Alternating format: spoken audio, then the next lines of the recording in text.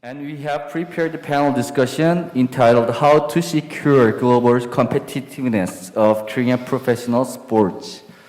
Well, we invited Mr. Lee Hesop, the Deputy Leader of Sport Business Group Deloitte Korea, and he will serve as the moderator of the panel discussion. 네, 안녕하십니까. 패널 디스커션의 진행자를 맡은 딜로이트 이혜솔입니다. 저는 딜로이트 스포츠 비즈니스 그룹의 데피트 리더를 맡고 있습니다. 네, 오늘 새로운 네 분의 패널께서 참석해 주셨는데요. 각 한 분씩 소개시켜 드리도록 하겠습니다. 네, 먼저 야구 해설가이시며 KBO 육성위원이신 이종렬 위원님 모셨습니다. 네, 반갑습니다. 네, 연세대학교 스포츠 응용산업학과 교수로 계신 이중성 교수님 자리해 주셨습니다. 네, 그리고 메이저리그 베이스볼에서 한국 라이선싱 담당하고 계신 이세훈 본부장님 자리하셨습니다. 네, 마지막으로 국민체육진흥공단 스포츠산업실의 우성희 과장님 나와주셨습니다. 네 분 자리해 주셔서 감사드립니다. 네, 오늘 프로스포츠의 글로벌 경쟁력 확보 방안을 주제로 패널 분들께 몇 가지 질문을 드리면서 말씀 나눌 텐데요. 네, 관련하여 자유롭게 생각하시는 의견을 개진해 주시기 부탁드립니다. 네, 먼저 이종렬 위원님께 질문 드리면서 시작하도록 하겠습니다. 네, 앞서 발표에서도 언급되었지만 올해 국내 스포츠 산업 전체 매출은 약 한 40% 정도 급감한 것으로 나타나고 있는데요. 이러한 스포츠 산업의 타격은 쉽게 극복되지 않을 것으로 예견되고 있습니다. 비단 이거는 국내뿐만 아니라 전 세계적으로 지금 많이 어려운 상황인데요. 특히 KBO 차원, 그 다음에 또 우리나라 프로스포츠 산업 차원에서 극복할 수 있는 방법이 무엇이 있는지 의견 부탁드리겠습니다. 먼저 그걸 알면 제가 참 떼돈을 벌 수 있을 것 같은 생각이 훅 드는데 제일 어려운 문제 같아요. 그래서 지금 현재 KBO 리그에 무관중으로 거의 1년 내내 오는 바람에 구단 수익은 거의 없다고 할 정도이기 때문에 구단에서는 제가 듣기로는 몇몇 구단은 올 시즌이 끝나고 가장 쉬운 방법인 일단 선수를 정리하는 쪽으로 지금 정리가 되는 것 같아요. 그러면 팀에서 선수가 한 10명이 나가면 코칭 스태프 포함해서 거의 한 20-30명이 빠질 수 있는 상황이거든요. 그래서 지금 이 난국을 돌파할 수 있는 방법을 찾아야 되는데 오늘 이런 자리가 있어서 저는 일단 개인적으로 이 자리를 마련해 주신 분들에게 감사를 드리겠습니다. 그래서 이제 제가 이 질문을 받고 제 나름대로 좀 고민을 해봤거든요. 어떻게 하면 이 어려운 난국을 돌파할 수 있을까라는 거에서 먼저 생각해 본 건 이 KBO 리그 자체의 가치를 좀 더 높여야 될 것 같아요. 제가 찾은 자료에 보면 일단 구단이 가지고 있는 구단 가치를 찾았던 자료, 포브스지에 나온 거 보면 LG 트윈스가 1위였더라고요. 2014년도 자료에 보면 1265억의 가치를 가지고 있는 팀이 KBO 리그의 LG 트윈스가 1위였고, 반대로 메이저리그는 뉴욕 양키스가 34빌리언인지 3.4빌리언인지 비교도 안 되는 정도였거든요. 그래서 그렇다면 KBO 리그의 가치를 높이면 투자하고 싶은 사람들도 많아질 거고, 그러다 보면 자연스럽게 산업 자체도 더 커지지 않을까라고 저는 개인적으로 생각을 하거든요. 그래서 제가 생각하는 첫 번째는 퀄리티가 좀 높아져야 될 것 같아요. 그래서 퀄리티를 높이기 위해서는 결국 선수들의 기량이 향상돼야 되는데 더 양질의 좋은 재능을 가지고 있는 선수들을 끌어들일 수 있는 방안에 대해서 연구를 좀 더 해야 되거든요. 그래서 제가 생각해 본 것 중에 예를 들자면 최근에 외국을 못 나가면서 이 골프장들이 풀 부킹이거든요. 그 이유 중에 하나는 스크린 골프의 영향이 굉장히 컸다고 하는 부분도 있습니다. 그러면 야구 같은 경우도 스크린 야구도 있을 수 있고 또 사회인 야구에 좀 더 활성화도 있을 수 있고 또는 e스포츠의 야구도 많이 하거든요. 이런 쪽에서 생각을 조금 더 해보면 어떨까 하는 게 첫 번째고, 두 번째는 이제 현실적으로 중계권료거든요. 중계권료, 메이저리그 전문가도 나오셨는데 KBO가 올해 계약한 내용을 보면 연 542억이더라고요. 근데 이거는 굉장히 많이 상향된 금액이긴 하는데 이게 전체 매출에서 담당하는 퍼센테이지는 많지는 않더라고요. 그러니까 메이저리그 같은 경우에는 중계권료가 매출의 거의 37% 정도 제가 찾은 자료는 그랬거든요. 근데 우리나라는 대략 한 20배에서 25% 사이. 그러면 이 중계권료를 높일 수 있는, 다시 얘기하지만 퀄리티를 높여야 가능할 거라고 생각을 하고, 두 번째는 이제 관중 수입이거든요. 근데 이 관중 수입도 메이저리그나 MPB 같은 경우에는 30% 이상인데 우리나라는 전혀 못 미치는 상황이더라고요. 그래서 지금 이런 제가 말씀드린 내용들을 높이지 않으면 사실 지금 코로나 사태로 이 관중도 줄고 관심도 줄어든 상황이기 때문에 쉽지는 않을 것 같아요. 그래서 오늘 이 자리에서 다시 한번 토의를 통해서 좋은 방안을 찾았으면 하는 게 저의 생각입니다. 네, 감사합니다. 일단 지금 저희가 위기 극복을 위해서 뭐 선수라든지 코칭, 스태프를 줄이는 상황은 좀 저희가 여러 가지 차원에서 좀 마지막 수단으로 생각을 해야 될 것 같고요. 네, 가치를 향상시키고 또 다양한 수익원을 저희가 발굴하는 그런 노력이 필요할 것으로 생각이 됩니다. 예, 이번에는 우성희 과장님께 여쭤보도록 하겠습니다. 이렇게 시장이 어려운 상황에서 또 저희가 국민체육진흥원과 같은 공공기관 차원에서 또 역시 지원책이라든지 또 다른 준비하고 계신 사항이 있는지 여쭤보도록 하겠습니다. 네, 말씀하신 것처럼 스포츠 산업 시장은 굉장히 지금 어려운 시기입니다. 모든 산업이 마찬가지고 저희 공단도 경륜 경정 스포츠 토토를 통해서 이제 체육 기금을 조성하고 그 한 1조 3천억 원 정도를 체육 재정을 지원하는 데 쓰고 있는데 저희도 코로나로 인해서 경륜 경정을 운영하지 못하고 스포츠 토토도 이제 무관중이지만 경기가 좀 재개되면서 그나마 체육 기금을 조금씩 조성하고 있는 그런 상황입니다. 저희도 물론 그렇고 그냥 영세하게 있는 기업들도 굉장히 어렵습니다. 지금은 프로 구단이고 프로 스포츠의 쪽에 이제 계시니까 좀 재정적으로는 더 나을 수도 있다고 보이긴 하지만 물론 어려우시겠지만 스포츠 산업은 커 보이지만 사실상 뚜껑을 열고 보면은 99%의 기업이 100억 미만의 수익을 창출하는 기업이고 90% 이상이 10인 미만의 기업들입니다.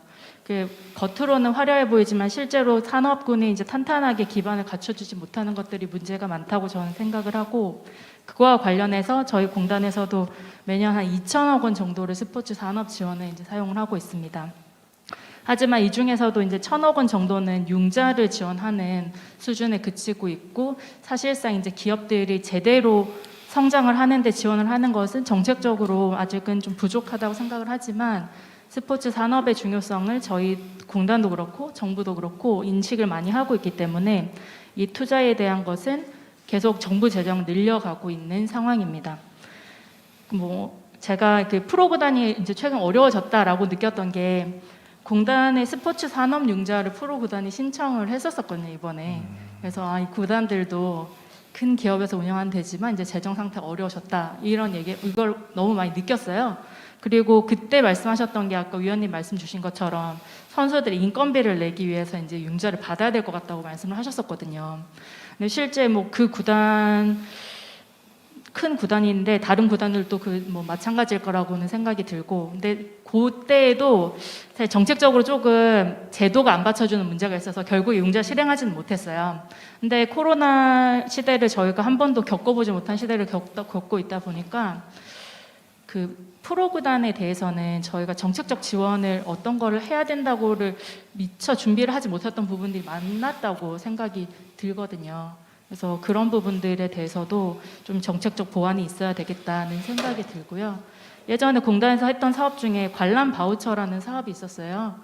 그거는 이제 그 프로 경기를 관람을 가면은 일정 부분을 이제 바우처로 사용할 수 있게 하는 사업이었는데 이걸 또 이제 하나의 문화의 축으로 봐서 문화체육관광부에서 이제 문화 바우처에 다 포함을 시켜서 진행을 해버렸거든요.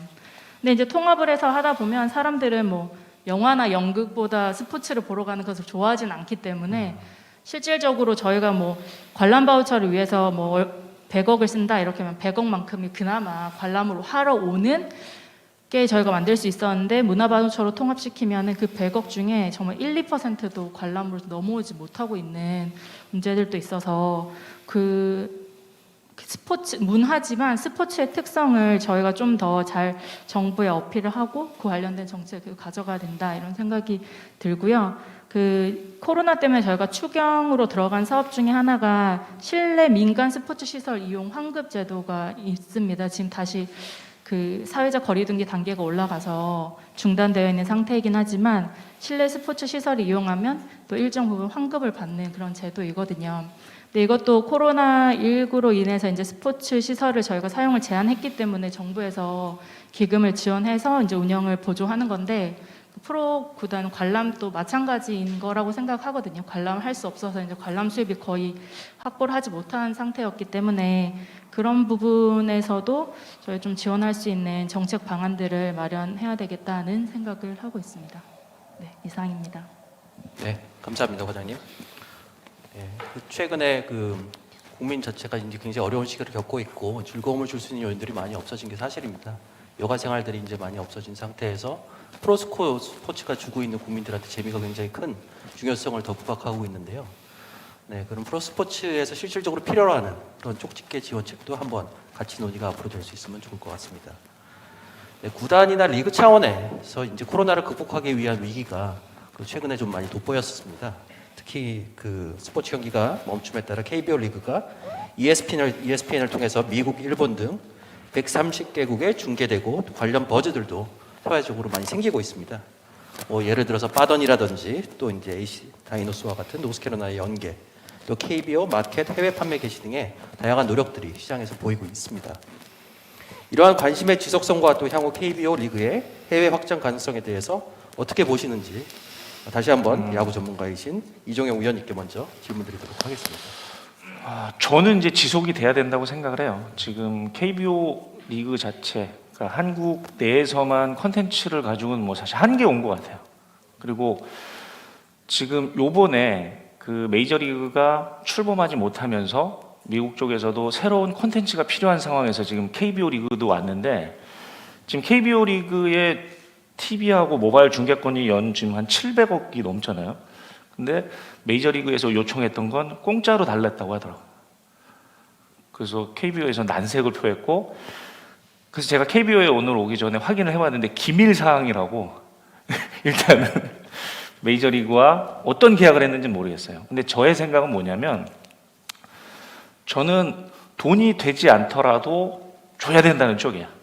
왜 그러냐면 제가 미국에 3년 정도 있었는데 한국을 모르는 사람이 상당히 많아요. 지금도 제가 있었던 지역이 오하이오고 조금 좀 외곽 지역인지 몰라도 한국에 대해서 많이 모르는데 그 당시에 제가 있을 때도 그 시골에 BTS 팬은 있더라고요. 그러니까 무슨 얘기냐면 그 사람들에게 지속적으로 KBO 리그가 있다는 걸 알려지지 않으면 저희 컨텐츠를 돈을 주고 사지는 않을 것 같아요. 대신에 그 사람들이 원하는 건 지금 하이 퀄리티의 시청층도 있을 수 있지만 그 밑에 층도 있다고 저는 생각을 하거든요. 그래서 현대자동차가 처음에 나갈 때 고부가가치의 고급차로 나간 게 아니고 폰이라던가 아반떼가 메인으로 나가는 것처럼 KBO 리그도 생각을 좀 바꾸면 어떨까라는 게 저의 개인적인 생각이에요. 그래서 금액이 많지 않더라도 지역을 넓혀서 미국뿐이 아니라 남미 쪽도 그렇고 또 넓은 지역에 계속해서 콘텐츠를 제공할 수 있는 계약을 추진하면 저는 충분히 가능성이 있다고 보거든요. 그래서 그 콘텐츠를 그냥 KBO 리그만의 콘텐츠가 아니고 소녀시대를 처음에 외국으로 나가고 할 때 현지에서 가장 좋아하는 음악이라든가 뭐 리듬이라든가 이런 것들을 많이 연구를 해서 그걸 작곡을 해서 뿌렸다는 얘기도 들었거든요. 그런 것처럼 KBO 리그도 지금 말씀하신 대로 빠던이라는 건 배트를 던져서 하는 건데 우리 문화에서는 아무렇지도 않지만 걔네는 사실 좋은 쪽은 아니었어요. 그러니까 상대를 약간 자극하는 듯한 건데 쟤네는 저런 것도 하네? 반대로 이야기하면 우리가 생각할 때 별것 아닌 게 그쪽에서는 충분히 통할 수도 있지 않을까라는 생각을 하는 거죠. 그러면 이게 통할지 안 통할지를 알아야 되니까 그런 걸 전문적으로 수집하는 것도 방법일 수 있거든요. 그래서 저는 일단 개인적으로는 외국의 컨텐츠를 지속적으로 내보내는 게 필요하고 그게 단지 미국이나 남미를 넘어서 좀 중국 쪽도 가능하다고 보거든요. 그래서 그거가 일단 선행이 되어야 된다고 생각을 하고 그 벤치마킹은 K-팝을 수출했던 것을 한번 잘 응용해 보면 어떨까라고 생각을 하고 있습니다. 네, 감사합니다. 중장기적인 측면에서 비전을 가지고 단기적인 수익에 집중하기보다는 우선 시장의 침투가 중요하다라는 의견 감사드립니다. 네. 이준성 교수님, 이제 국제산업, 스포츠 산업 분야에 굉장히 전문성을 가지고 계신데요. 또 같은 주제로 의견 여쭤보도록 하겠습니다. 예, 저는 그 KBO 리그나 K리그를 비롯해서 한국 프로스포츠가 국제 시장을 타깃으로 해서 해외 중계권 판매를 장기적으로는 당연히 전략적으로 추구를 해야 되겠지만 사실 지금 현재 코로나로 인해서 전 세계 그 프로 관람 스포츠가 타격을 입은 상황에서 KBO 내지는 K리그가 단발적으로 전 세계에 이목을 집중했던 것은 어찌 보면 굉장히 그 여러 가지 상황이 우연하게 겹쳐서 있었던 호재라고 생각을 합니다. 근데 이런 상황을 어떻게 장기적으로 살려갈지를 이야기하기 전에 저는 그렇게 생각하는 것이 그렇다면 그 이전에 우리가 왜 우리의 컨텐츠를 해외에 수출하지 못했는지에 대한 그 이유를 살펴볼 필요가 있다고 생각을 합니다. 저는 그 이유를 세 가지 측면에서 생각을 해봤는데요. 첫 번째는 컨텐츠의 관점에 대해서 생각을 해봤고 두 번째는 구조적 관점 그리고 전략적 관점 이렇게 세 가지 관점을 가지고 생각을 해봤습니다. 물론 그 방금 그 이종열 위원님께서 말씀을 해주셨지만 사실 핵심 컨텐츠의 퀄리티 자체는 이 비즈니스에 있어서 사실 필수 불가결한 요소입니다. 컨텐츠의 퀄리티가 높지 않은 상황에서 아무리 전략적인 브랜딩과 마케팅을 한다고 하더라도 아무리 좋은 전략이 있더라도 컨텐츠가 뒷받침이 안 되면 사실 성공하기가 어렵다고 볼 수 있겠죠. 예, 그런 의미에서 사실 그 우리 프로스포츠의 핵심 컨텐츠의 퀄리티가 부족했다는 이종열 위원님의 말씀에 전적으로 동의를 하고요. 그리고 사실 상대적으로 빅리그들이 전 세계에 워낙 큰 시장들을 차지하고 있기 때문에 한국의 상대적으로 작은 규모의 프로스포츠 리그들이 전 세계의 이목을 끌지 못했던 것이 사실입니다. 하지만 이번에 그 코비드-19 상황으로 인해서 의외의 결과로 많은 인지도를 높이는 수확을 거뒀다고 보는데요. 이런 그 인지도 상승을 적절하게 잘 사용할 수 있는 조금 더 급진적이고 전략적인 접근이 필요하다고 생각을 하는데 방금 말씀드렸던 것처럼 퀄리티의 부족도 저희에게 퀄리티가 부족한 것도 문제였지만 사실 그 방금 토론 전에 이제 패널 분들과 잠깐 담소를 나누면서 이야기를 했지만 지금 현재 소비자들은 스포츠 관람 소비자들도 마찬가지로 우리가 전통적으로 스포츠 산업에서 제공하고 있는 관람 스포츠 컨텐츠, 즉 경기가 되겠죠. 예, 그 경기 이상의 것들을 요구하는 그런 트렌드가 현재 저희 코앞에 와 있습니다.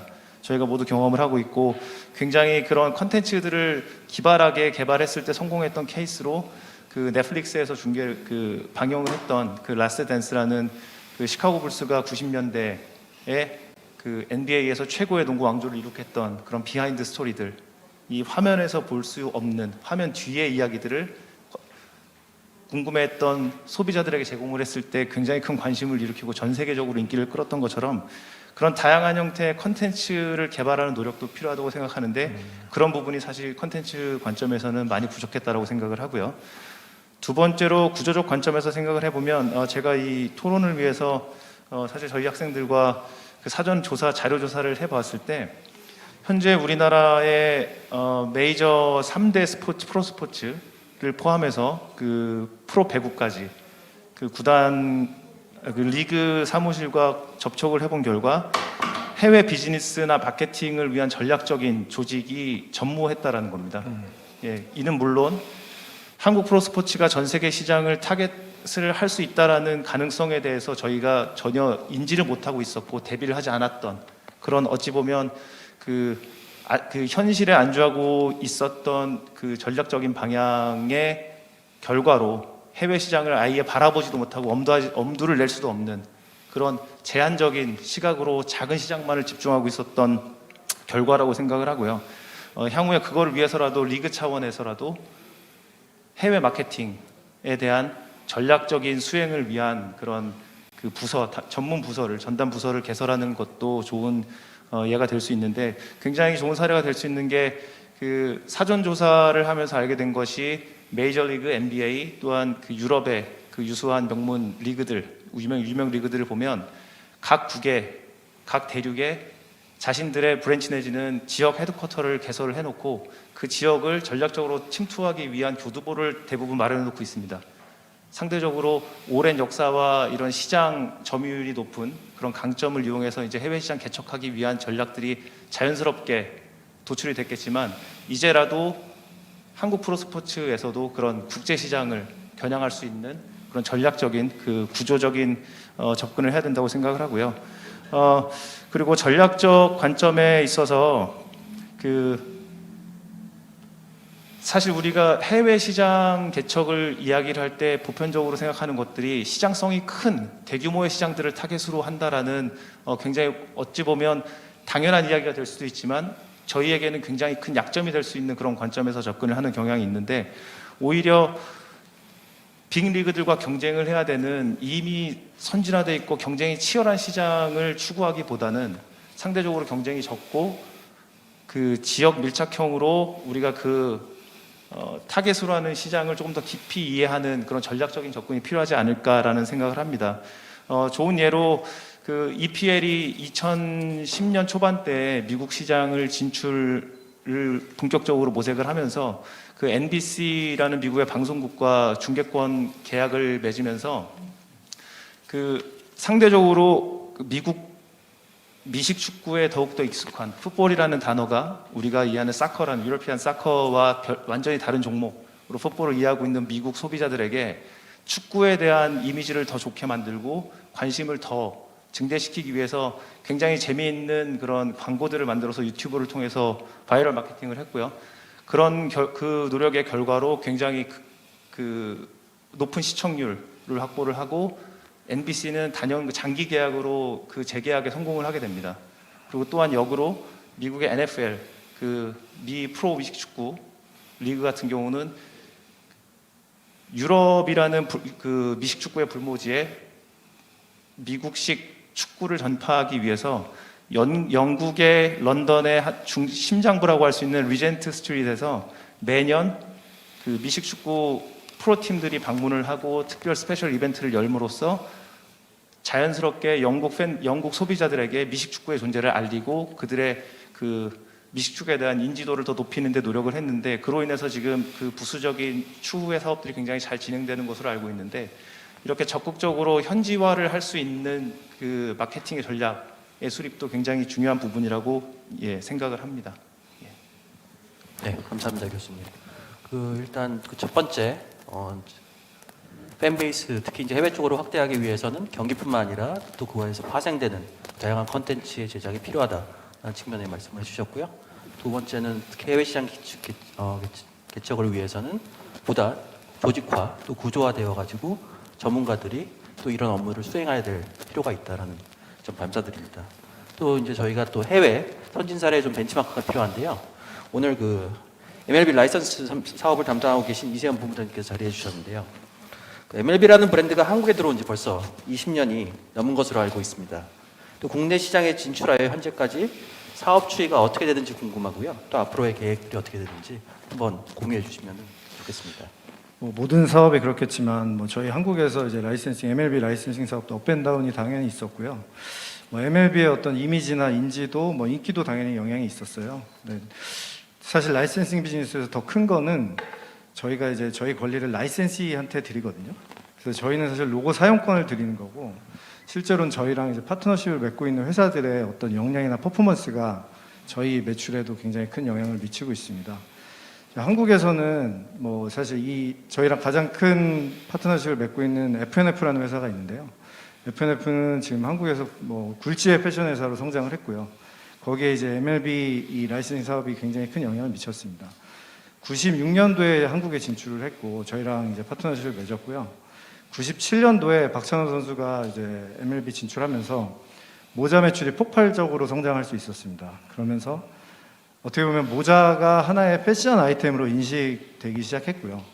저희도 FNF를 도와서 그 당시에는 저희가 IMG라는 이제 뭐 전 세계적으로 가장 큰 라이센싱 에이전시죠. 거기를 통해서 한국 시장을 진출했고요. 그래서 거의 한 뭐 18년 정도 IMG랑 같이 일을 하면서 제가 이제 입사하기 전까지 FNF를 비롯한 여러 회사랑 협력하면서 성장할 수 있었고요. 저는 이제 2016년부터 MLB에 입사해가지고 일을 하기 시작했는데 방금 이제 이준성 교수님께서 말씀하신 것처럼 조금 더 적극적인 세계화를 해야겠다는 생각에서 이제 제가 채용돼서 일을 하고 있는 거고요. 2016년부터 사실 저희 매출이 거의 50%씩 계속 성장을 하고 있습니다. 사실 뭐 MLB의 인기가 뭐 갑자기 50%씩 뭐 성장하고 이런 건 아니고요.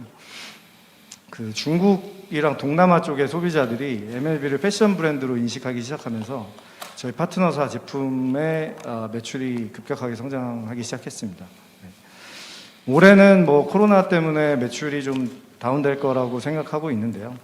여전히 이제 저희 리그 관점에서 본다면 스폰서십이나 이벤트, 뭐 티켓 매출 이런 거랑 비교해서는 라이선싱 매출의 감소가 굉장히 코로나의 영향이 덜한 편이거든요. 그런 면에서는 이 라이선싱 부문을 반드시 성장시켜야 된다는 생각을 하고 있습니다. 네, 그러면 MLB에서 실제 그 라이센스 사업의 수익 비중이 전체 매출액에 어느 정도 되는지 알려줄 수 있나요? 뭐 리그랑 이제 팀의 관점이 좀 다를 수 네. 있을 것 같은데요. 저희 리그 관점에서 본다면 거의 한 30% 정도는 라이선싱 매출이거든요. 뭐 리그 관점에서는 제가 이제 MLB 입사하기 전에 NBA에서도 일을 했었는데 뭐 비슷한 것 같아요. 큰 레비뉴 스트림이 중계권, 라이센싱, 스폰서십 이 세 개가 가장 크거든요. 그 세 개가 뭐 거의 한 30% 정도씩 뭐 조금씩 매년마다 차이는 있겠지만 균형적으로 유지가 되고 있고요. 저희도 라이센싱 사업이 뭐 MLB 같은 경우는 라이센싱 매출이 스폰서십보다는 조금 높은 편이고요. NBA 같은 경우에는 스폰서십 매출이 라이센싱보다는 조금 더 높은 편입니다. 네. 그래서 굉장히 저희한테도 중요한 비즈니스고 뭐 저는 한국에서 일을 하면서 그냥 하나의 기업에서 일한다는 생각을 계속 하고 있고 매출을 저에게도 이제 매출 목표가 있고 그걸 달성하기 위해서 계속 뭐 열심히 이제 뛰고 있는 그런 상황입니다. 네, 감사합니다. 그 MLB가 자국 산업에 기여할 뿐만 아니라 또 타국에 또 하나의 굴지의 사업을 일으키고 또 그 나라에서 또 고용 창출을 일으키는 굉장히 유익한 사례로 이어진 좋은 답변이었습니다. 네, 이번에는 좀 전에 그 이준성 교수님께서 말씀하셨던 또 우리가 또 K-팝의 또 흥행, 또 이 비즈니스의 흥행, 또 이런 쪽을 좀 벤치마킹할 필요가 있다는 차원에서 말씀을 주셨는데요. 그 토픽을 좀 이어서 의제를 이어나가도록 하겠습니다. 지난해 국내 컨텐츠 산업 수출액은 사실상 처음으로 100억 달러를 넘어섰으며 또 이 중 음악 산업의 수출액은 전년 대비 한 13.4% 정도 증가해서 한 6억 달러를 기록한 것으로 나타나고 있습니다. 게임 산업은 지난 10년간 연평균 한 10%의 성장세를 보이고 있고요. 한 해에만 64억 달러 수출로 무역수지 흑자의 9% 정도를 차지하는 등 크게 기여를 하고 있는 것으로 나타나고 있습니다. 2018년 기준으로 스포츠 산업 수출액은 1조 6천억 원 정도 되는데요. 이는 게임 산업의 20% 수준에 머물고 있습니다. 또 K8과 같은 엔터테이너 분야나 아니면 LCK와 같은 e스포츠, 프로스포츠 간에 좀 차이가 간극이 있을 것으로 저희가 보고 있는데요. 또 기원적 차이도 분명히 존재할 것으로 보고 있습니다. K-팝이나 e스포츠는 이제 문화 콘텐츠로 시장 논리에 의해 형성되었다면 우리나라의 프로스포츠는 앞서 정동숙 전무께서 발표하신 내용처럼 군사정권 시절의 대기업 중심으로 의도적으로 만들어진 것이 분명합니다. 또 K-팝이나 e스포츠는 자연 발생적으로 형성됐으며 그렇기 때문에 콘텐츠를 소비하는 고객인 팬 중심으로 운영이 되고 있습니다. 이에 반해 프로스포츠 기업보다는 모기업의 또 시민구단 같은 경우는 지원받는 시에 대한 의존도가 상당히 높은 것으로 나타나고 있습니다. 이런 구조적인 차이로 인해서 발생하는 좀 기이한 현상들이 있는데요. 스포츠의 흥행이, 프로스포츠의 흥행이 앞으로 K-팝이나 아니면 e스포츠와 같은 또 콘텐츠의 흥행을 따라가기 위해서는 어떤 노력이 필요한지 우선 이준성 교수님 여쭤보도록 하겠습니다. 예, 방금 그 좌장께서 그 한국 프로스포츠의 태생적인 한계점에 대해서 정확히 말씀을 해주셨는데요. 한국 프로스포츠 시장은 e스포츠나 그다음에 K-팝 내지는 K-컬처라고 불리우는 그런 일련의 문화 현상에 비해서 상대적으로 긴 역사를 가지고 있음에도 그 시장을 대하는 관점이 아직까지는 다소 전통적인 틀에 묶여 있지 않나라는 생각을 해봅니다. 흔히 그 일반적인 마케팅의 이론에서 이야기를 하는 그 생산자 관점의 마케팅 믹스가 있습니다. 4P라고 하죠. Product, Price, Promotion, Place. 예, 이렇게 그 4P로 마케팅의 믹스가 정의되어 왔는데 사실 이 개념은 굉장히 생산자, 그다음에 상품의 제공자 관점의 마케팅 믹스라고 할 수 있고요. 이미 수많은 학자들이 이러한 마케팅을 바라보는 관점을 소비자 중심의 관점인 4C로 교체를 해야 한다라고 이야기들을 많이 합니다. 4C를 말씀드리면 컨슈머, 소비자, 그다음에 커스트, 그리고 커뮤니케이션, 컨비니언스. 전통적인 그 생산자 관점의 마케팅 믹스 4P를 소비자 관점에서 다시 재해석하고 이해하는 전략적인 마케팅 접근 방식이 필요하다고 이야기를 하는데요. 이런 소비자의 측면에서 이 컨텐츠 개발과 그 마케팅의 접근을 이해를 저희가 깊이 해야 되는 이유는 저희가 지금 현재 살아가고 있는 이 마케팅 시대는 기존의 생산과 세일즈 내지는 소비자의 단순한 요구와 필요를 충족시키는 측면의 마케팅이 아니라 가치를 극대화시키는 가치 기반의 마케팅 시대에 살아가고 있습니다. 가치의 극대화라는 것은 방금 전에 4C에서 말씀드렸던 그 컨슈머에 대한 이해, 소비자에 대한 이해가 선결돼야 된다라는 그런 과제를 남기고 있죠. 근데 그런 의미에서 한국 프로스포츠의 전통적인 접근 방식은 소비자들의 측면에서 소비자들이 어떤 것을, 어떠한 가치를 소구하고 원하는지, 누리고 싶어 하는지, 기대하는지에 대한 이해보다는 이 이벤트라는 코어 컨텐츠를 제공하는 구단과 리그, 그 다음에 방송, 중계의 측면에서만 어찌 보면 제한적으로 저희가 스포츠의 가치를 해석해내지 못하고 그 가치의 울타리를 제한을 두고 있었다라고 저는 이해를 하고 있습니다. 그 한국 프로스포츠가 갖는 그 태생적인 한계는 사실 모두가 부정할 수가 없는 사안이긴 하죠. 물론 과거에 비해 소비자 측면에서 그 팬들을 위한 다양한 전략들을 또 구사하기 위해 노력하는 것도 사실 현장에서 간간히 볼 수 있는데 제 개인적인 생각으로는 이 컨텐츠가 가지고 있는 그 가치를 아직 프로바이더 자체가 제공자 자체가 깊이 있게 이해를 하지 못하고 있지 않나라는 그런 생각을 해봅니다. 그 K-팝에 대해서 이야기를 하셨는데 이런 가치지향적인 그 마케팅 시대에서는 사실 성패를 좌우하는 건 소비자들이 원하는 가치를 제공할 수 있느냐 없느냐라고 저는 생각을 합니다. BTS와 같은 그룹이 해외에서 성공을 할 수 있었던 것은 그들의 최초의 음악적인 역량이 뛰어났기 때문이라고 볼 수는 없습니다.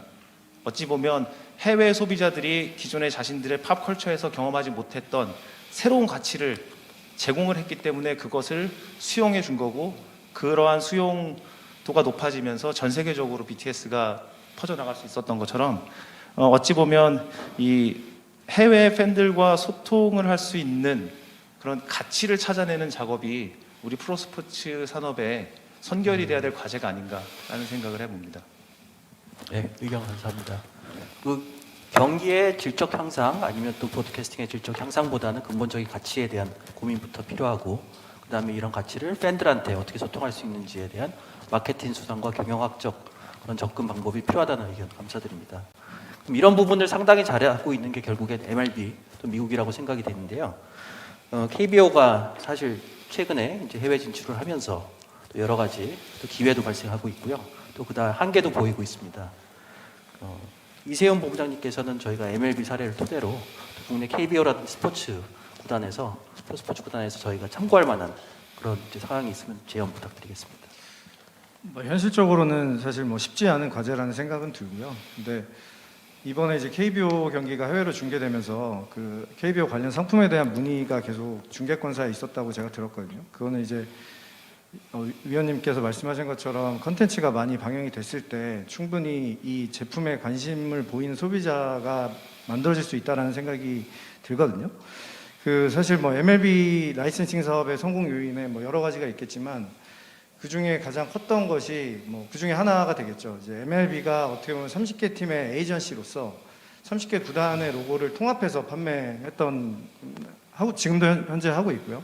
하고 있는 것이 있는데요. 지금 제가 알기로는 국내에서 KBO 같은 경우는 각 구단이 상품화 사업권자를 개별적으로 뭐 한두 개 정도 선정을 해가지고 그 상품화 사업권자가 모든 그 상품을 만드는 걸로 알고 있습니다. 뭐 국내에서 만약에 그게 좀 구조적으로 힘들다고 한다면 해외의 경우만이라도 KBO가 통합으로 좀 권리를 가지고 30개 팀에 대한 그 라이센싱 사업을 전개해 나갈 필요가 있을 거라고 생각을 하고요. 뭐 저희가 했던 것처럼 그 해외에서 이제 그 하나의 브랜드로 이거는 봐야 되거든요. 브랜드 관점에서 이 KBO와 10개 팀의 로고를 더 알릴 수 있는 그런 에이전시와 손을 잡고 나가보는 것도 좋은 방법이라고 생각을 합니다. 물론 이제 해외 진출을 어떤 논의하기에 앞서서 선결적으로 과연 이 제품이 매력적인가에 대한 생각을 당연히 해야 될 것 같고요. 그게 디자인적인 부분이나 뭐 질적인 부분이나 여러 가지 면에서 좀 더 업그레이드는 돼야 된다라는 생각을 하고 있고, 어떻게 보면 라이센싱 사업의 기본 중에 기본인데 이 카테고리별로 저희는 파트너를 찾고 있거든요. 뭐 모자의 파트너를 찾는다면 모자를 가장 잘 만들 수 있는 회사하고 회사에 이 모자 권리를 줘야 되는 게 아주 당연한 건데, 지금 현재 구조에서는 이제 상품화 사업권자가 모든 제품을 다 만드는 구조로 되어 있다 보니까 그 회사도 물론 이전보다는 많이 성장을 했지만 어떤 특정 카테고리에 대해서 더 이제 뭐 획기적인 상품이 나온다거나 퀄리티 있는 제품을 만들기보다는 수익을 극대화하기 위해서 이제 제조 마진을 이제 최대할 수 있는 쪽으로 많이 가고 있는 것 같습니다. 그래서 기본적으로는 그런 부분들이 먼저 선행적으로 해결이 돼야 될 것 같고요.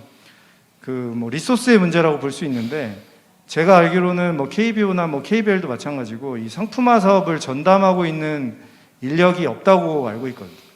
뭐 구단에서는 있을 수 있는데 대부분 뭐 이게 지금 당장 수익이 안 나는 사업이라고 인식을 하다 보니까 뭐 이제 홍보팀에서 한다거나 마케팅 팀에서 이제 이 상품화 사업을 병행해서 하고 있는 그런 경우가 굉장히 많은데, 사실 뭐 저도 지금 혼자서 한국에서 거의 10개 정도의 파트너를 관리하고 있거든요. 그 라이센싱이라는 분야가 전문 인력이 꼭 필요한 그런 분야예요, 사실. 그 라이센스하고의 네트워크도 굉장히 중요하고 어떤 식으로 전개해야 되는지는 그 인력이 알고 있기 때문에 그런 부분에서 투자를 반드시 해야 된다라는 생각을 하고 있습니다. 저희가 MLB가 한국에서 성공할 수 있었던 게, 지금 제가 봤을 때는 한국의 그 MLB 매장에서 저희 제품을 사는 분들이 야구로서 MLB를 좋아하는 분들이 아니거든요. 제가 볼 때는 거의 90% 정도는 패션 브랜드로서 MLB를 좋아해서 사시는 분들이에요. 근데 저는 그런 접근을 KBO도 충분히 할 수 있다라는 생각을 하고 있습니다. 그래서 KBO도 어떤 상품화 사업에 맞는 새로운 브랜드를 만들어서, 브랜드와 로고를 만들어서 디자인적으로 좀 더 업그레이드하고 그 브랜드를 잘 알리고 이미지를 잘 구축하는 노력을 어떤 라이센시 또는 에이전시하고 같이 협력한다면 충분히 기회는 있을 거라고 생각합니다. 네, 감사합니다. 그 세계화에 앞서서 선행 조건으로 고도화된 전문 인력, 그다음에 또 라이센싱, 또 파트너를 선정하는 데 있어서도 굉장히 또 전문화된 파트너를 선정하는 게 굉장히 중요하다라고 지금 말씀해 주셨습니다. 이어서 이제 자유 토론 시간인데요. 저희가 시간 관계상 한 5분 정도 저희가 자유롭게 토론하도록 하겠습니다. 앞서 뭐 좋은 토픽들이 많이 논의가 됐는데요. 결국에 세계화를 위해서 필요한 요인들, 그동안의 문제점들에 대해서 우리 다양한 토론을 해왔습니다. 좀 더 이어서 이제 얘기를 진행할 텐데요.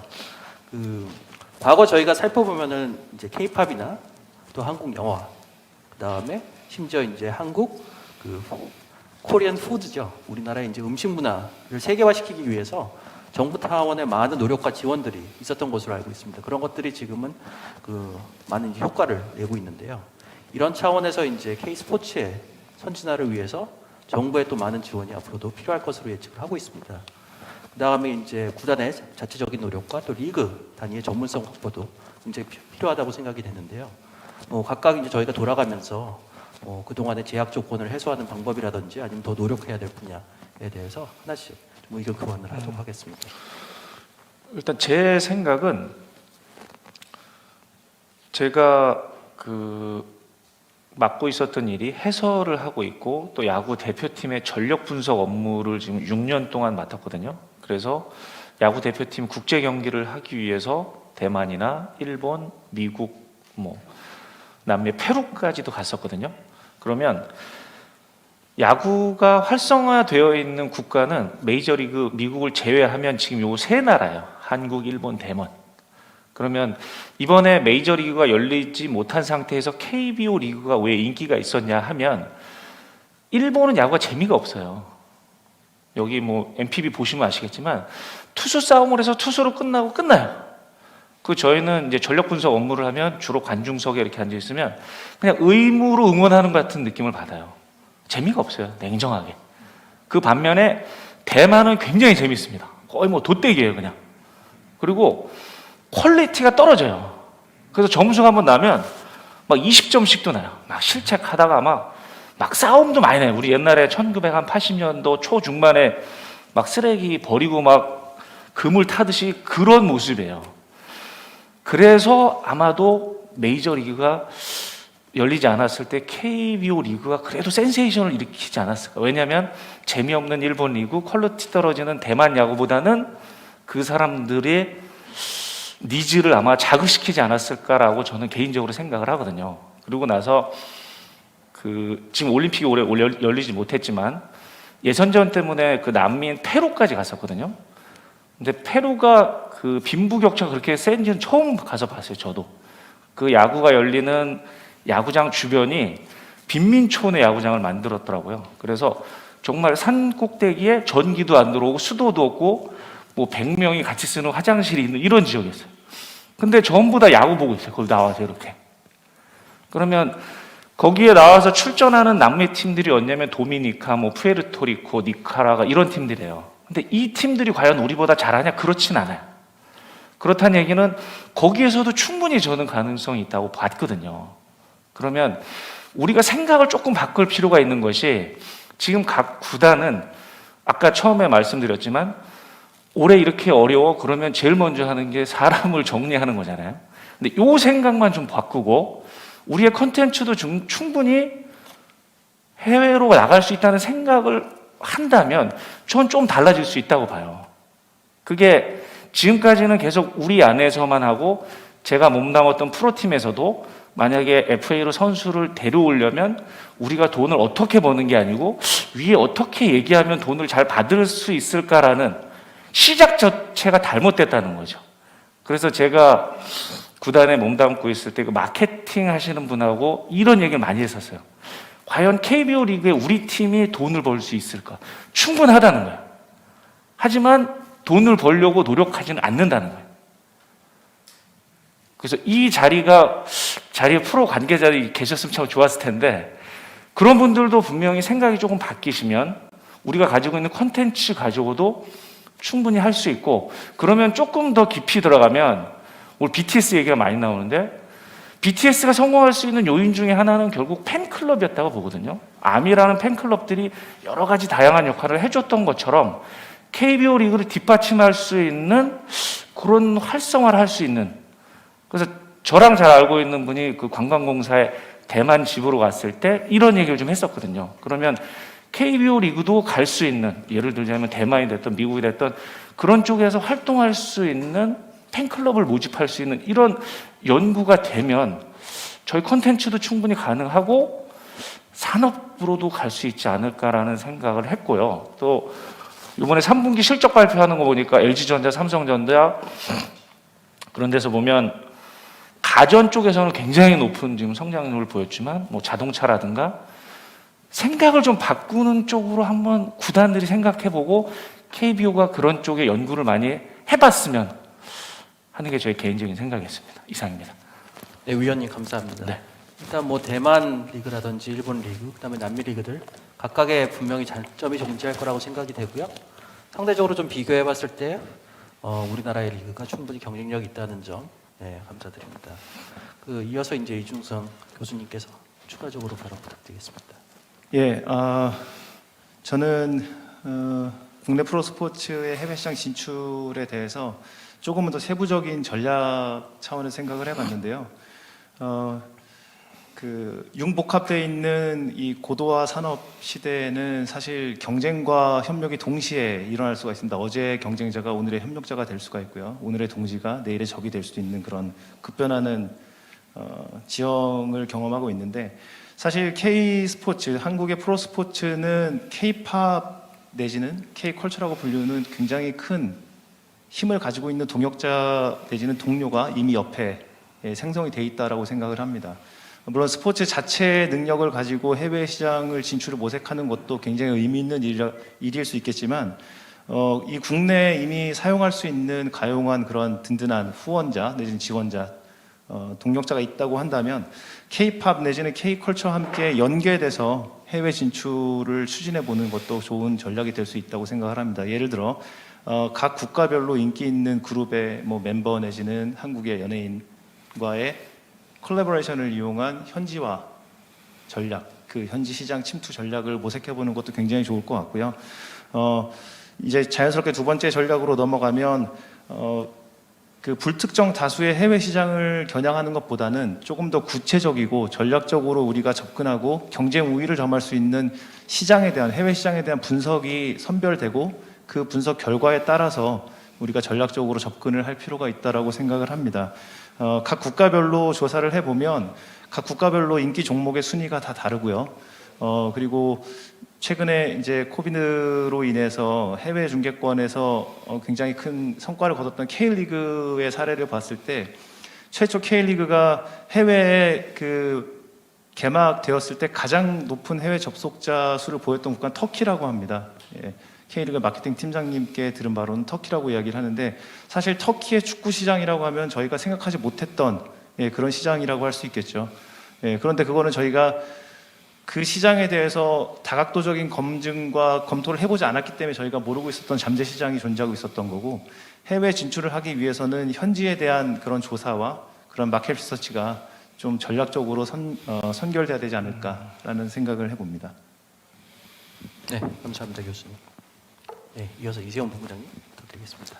저도 이준성 교수님 의견하고 비슷한 의견인데요. 사실 미국에서 MLB 모자가 이제 패션 아이템으로 자리 잡을 수 있었던 게 연예인들이 각 팀의 이제 팬이었죠. 그러면서 자기가 이제 그 모자를 쓰고 나오면서 이 연예인의 팬들이 이 모자를 좋아하기 시작한 거예요. 근데 똑같은 전략을 충분히 저는 한국에서 쓸 수 있다라는 생각을 하고 있고요.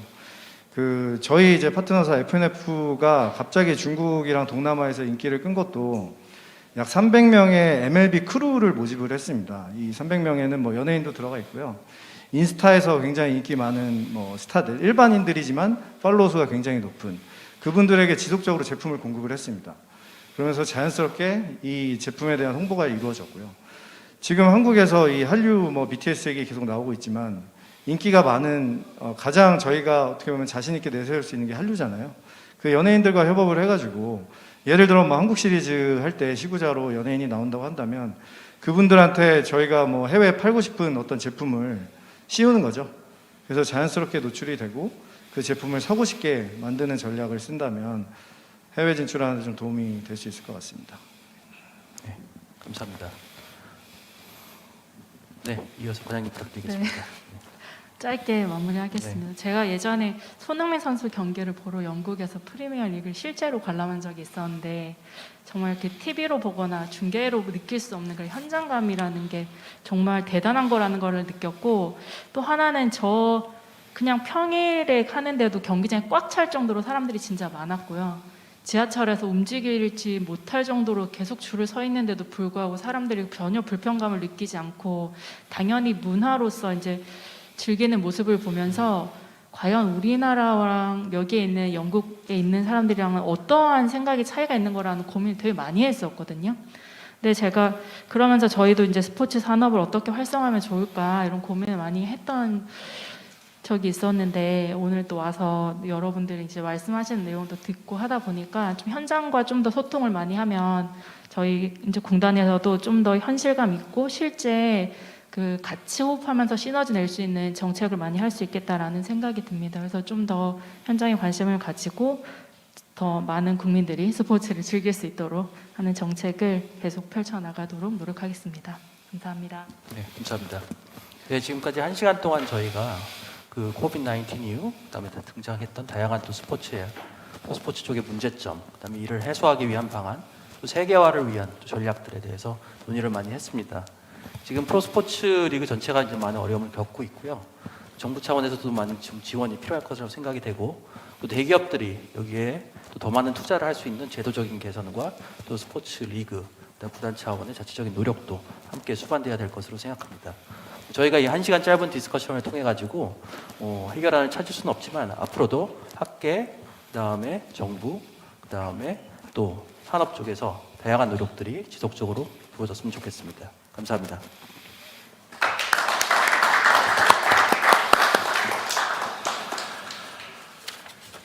대단히 감사합니다.